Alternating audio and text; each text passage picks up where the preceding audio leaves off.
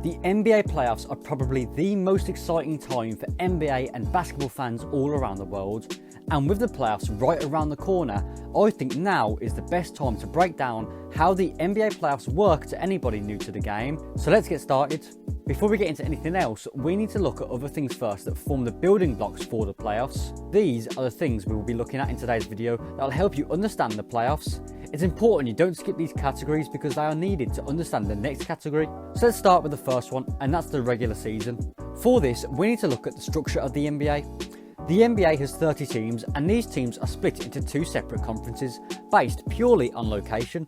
These conferences are simply called the Western and Eastern Conference, normally referred to as the East and the West. There are 15 teams in each conference, so it's evenly split.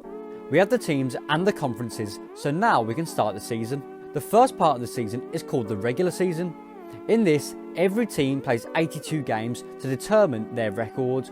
And this moves me nicely onto the next category, and that's records and seeding.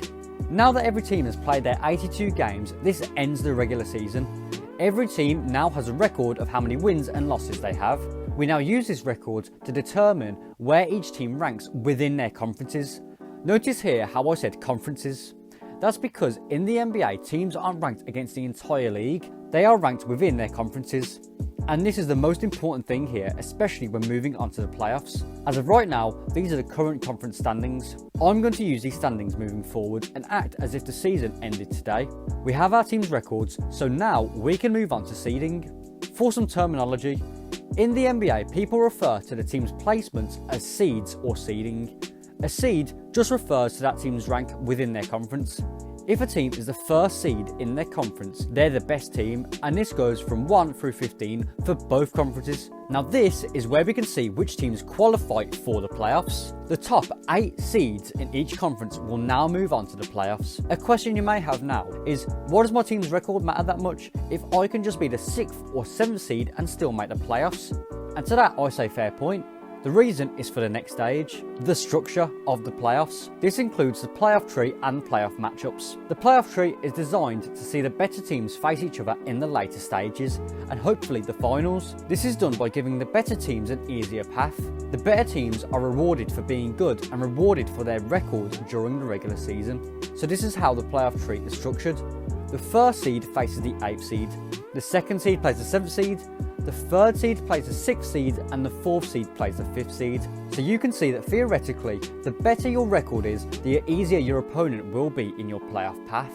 So that's the reason your seeding matters. You want to finish as high as possible in your conference so you get the easiest path possible as well. Something to note here is look at where the teams are placed in the playoff bracket. You can see that the first seed is at the top and the second seed is at the bottom. If you follow their possible paths, you can see that they won't face each other until the very last stage. That's if they make it that far. But this is what I was saying earlier when I said the best teams will face each other in the later stages. Now with the matchups done, the playoffs can begin.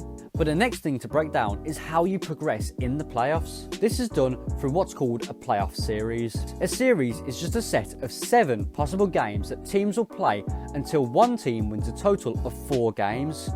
Once a team wins 4 games, that's it.